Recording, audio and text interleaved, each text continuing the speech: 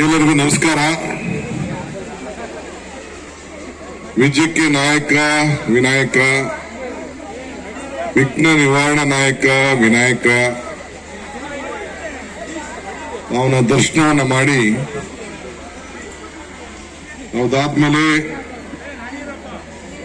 ನಮ್ಮ ಬಸವಣ್ಣನ ದರ್ಶನ ಕೂಡ ಮಾಡಿ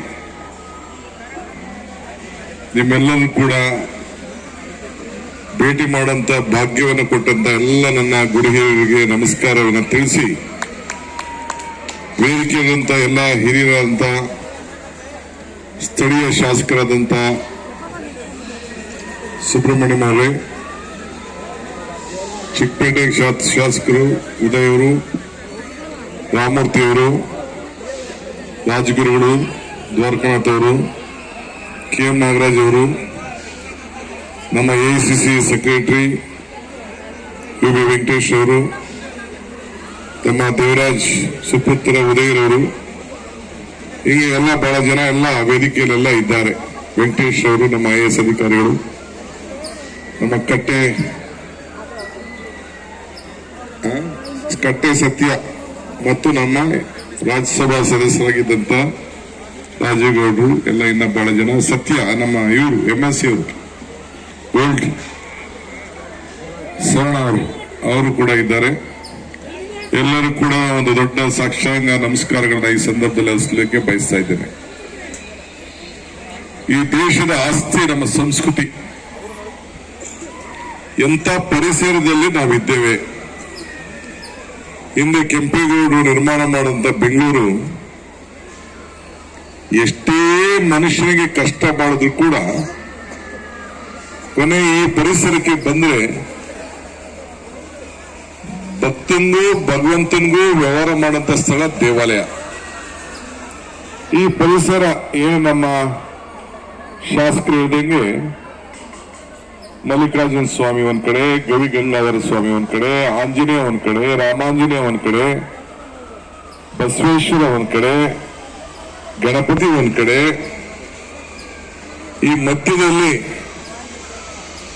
ಏನು ವೃಷಭಾವತಿ ಉಗಮವಾಗಂತ ಸ್ಥಳದಲ್ಲಿ ನಾವು ನಿಂತ್ಕೊಂಡು ಈ ಒಂದು ಪರಿಸರದಲ್ಲಿ ನಾವು ಬದುಕಿದೀವಲ್ಲ, ಇಷ್ಟೆಲ್ಲ ದೇವರ ಪಾದಗಳ ಕೆಳಗಡೆ ನಾವೆಲ್ಲ ವಾಸ ಮಾಡ್ತಾ ಇದ್ದೀವಲ್ಲ, ಇದು ನಮ್ಮೆಲ್ಲರ ಪುರಂದರದಾಸರು ಒಂದ್ ಕಡೆ ಒಂದು ಮಾತು ಹೇಳ್ತಾರೆ, ಇದು ಭಾಗ್ಯ, ಇದು ಭಾಗ್ಯ, ಇದು ಭಾಗ್ಯವಯ್ಯ, ಪದ್ಮನಾಭನ ಪಾದ ಭಜನೆ ಪರಮ ಸುಖವಯ್ಯ ಅಂತೇಳಿ. ಹಂಗೆ ನಾವೆಲ್ಲ ಇಲ್ಲಿ ಸೇವೆ, ಇಲ್ಲಿ ಬದುಕ್ತಾ ಇರೋದೇ ಈ ಭಾಗದಲ್ಲಿ ನಮ್ಮೆಲ್ಲರ ಭಾಗ್ಯ ಭಾಗ್ಯ ಭಾಗ್ಯ ಅಂತೇಳಿ ಭಾವಿಸ್ಕೊಂಡಿದ್ದೇನೆ.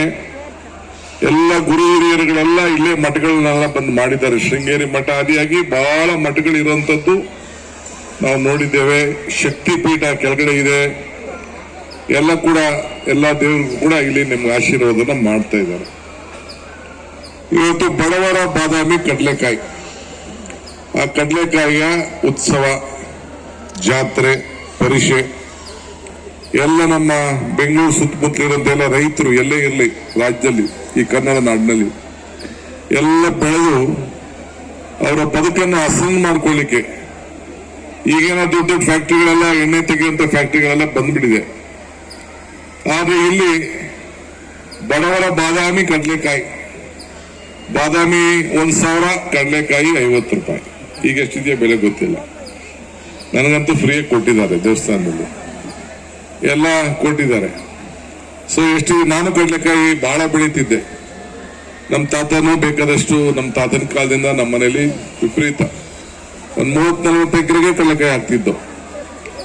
ಈಗೇನ್ ಮಾಡಿದಾರೋ ನನ್ನ ಹಳ್ಳಿಲಿ ವಿಚಾರ ಗೊತ್ತಿಲ್ಲ. ಕಡಲೆಕಾಯಿ ಬಹಳ ಬೆಳೀತಾ ಇದ್ದು, ಎಣ್ಣೆಗೂ ಕೊಡ್ತಾ ಇದ್ದು, ಇವು ಮಾರಾಟ ಕೂಡ ಮಾಡ್ತಾ ಇದ್ದು. ಇಂಥ ಒಂದು ರುಚಿಗೆ ನಾವೆಲ್ಲ ಮಾರು ಹೋಗಿದ್ದೀವಿ. ಇವತ್ತು ರೈತರ ಬದುಕು ಹಸನಾಗಬೇಕು ಅನ್ನೋ ದೃಷ್ಟಿಯಿಂದ ಹಿಂದೆ ಕೆಂಪೇಗೌಡರು ಏನು ಒಂದು ಹೆಜ್ಜೆ ಹಾಕಿದ್ರು ಅದನ್ನ ಉಳಿಸ್ಕೊಂಡು ಹೋಗ್ಲಿಕ್ಕೆ ಒಂದು ಪ್ರಯತ್ನ ಮಾಡ್ತಾ ಇದ್ದೀವಿ. ನಮ್ಮ KM ನಾಗರಾಜ್ ಅವರು ನಮ್ಮ ಈ ಭಾಗದ ನಮ್ಮ ಹಿರಿಯ ನಾಯಕರು, ಅವರ ಹೆಸರು ನಾನು ತೆಗೆದುಕೊಳ್ಳಿಲ್ಲ, ಕ್ಷಮಿಸಬೇಕು ಪ್ರಾರಂಭದಲ್ಲಿ.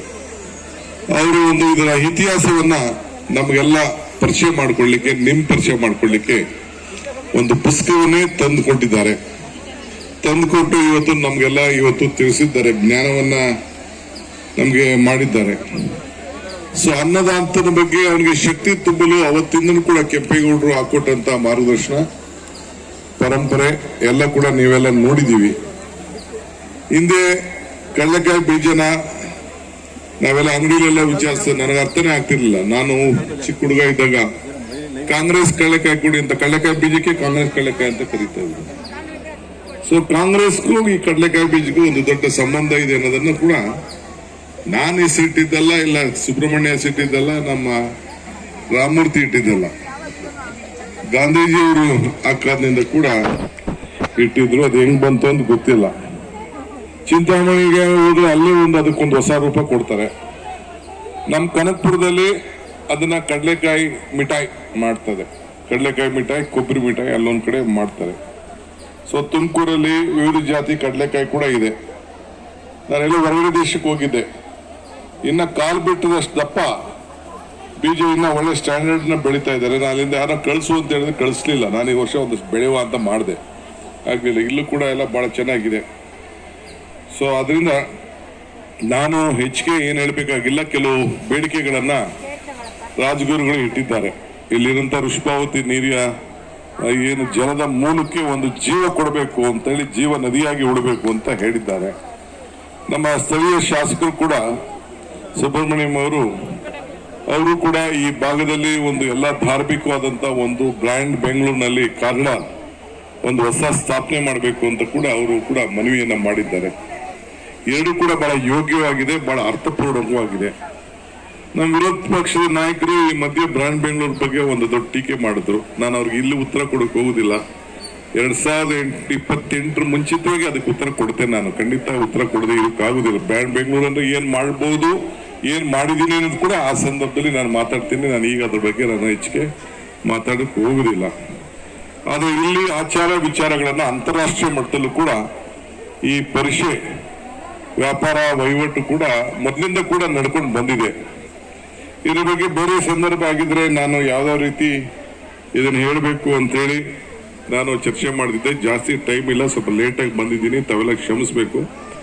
ಅದೆಲ್ಲ ನಾಯಕರುಗಳು, ಈ ಭಾಗದ ಮುಖಂಡಗಳು, ಎಲ್ಲ ಧಾರ್ಮಿಕವಾದಂತ ಎಲ್ಲ ಸ್ನೇಹಿತರುಗಳು ಈ ಒಂದು ಪರಿಸ್ಥಿತಿಯನ್ನ, ಇಲ್ಲಿ ದೇವಾಲಯನ ಮತ್ತು ಇಲ್ಲಿ ಸಂಸ್ಕೃತಿಯನ್ನ ಎಲ್ಲರೂ ಕೂಡ ಕಾಪಾಡ್ಕೊಂಡು ಬಂದಿದ್ದೀರಿ. ನಾನು ನಮ್ಮ ದ್ವಾರಕಾದವರು ಅಲ್ಲಿದ್ರು, ನಮ್ಮ ಆರ್ ಟಿ ನಗರಲ್ಲಿ. ಅವ್ರು ಅಲ್ಲಿದ್ದಾಗ ನನಗೂ 40 ವರ್ಷದಿಂದ ಪರಿಚಯ.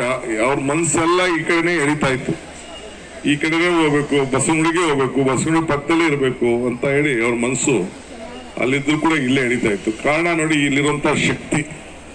ಹಂಗೆ ನಾವ್ ಯಾರು ಏನು ಮಾಡ್ಲಿಕ್ಕೆ ಆಗುದಿಲ್ಲ.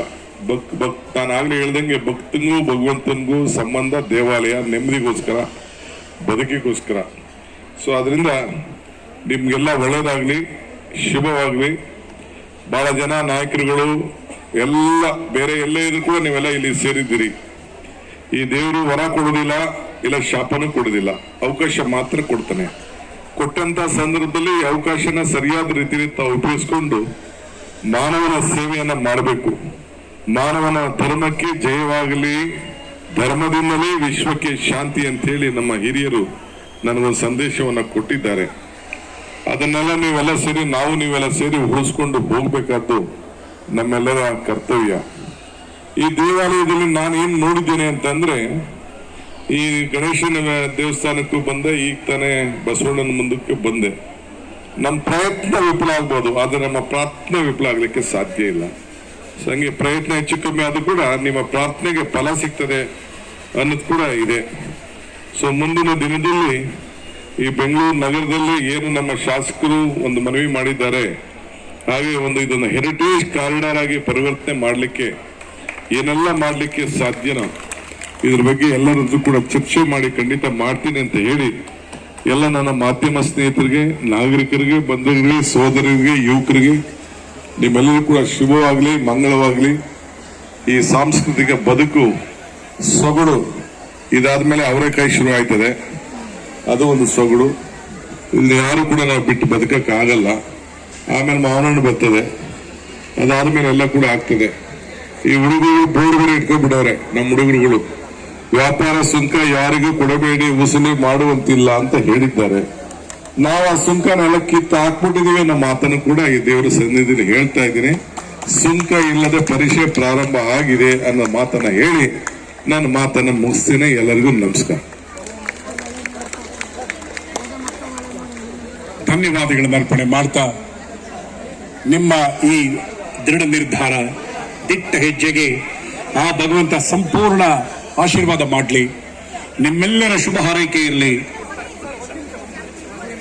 ಆ ಕನಸಿಗೆ ಆ ದೇವರು ಎಲ್ಲ ರೀತಿಯ ಸನ್ಮಂಗಲವನ್ನ ಅವನು ಉಂಟು ಮಾಡಲಿ ಅನ್ನೋದೇ ನಮ್ಮೆಲ್ಲರ ಒತ್ತಾಸೆ.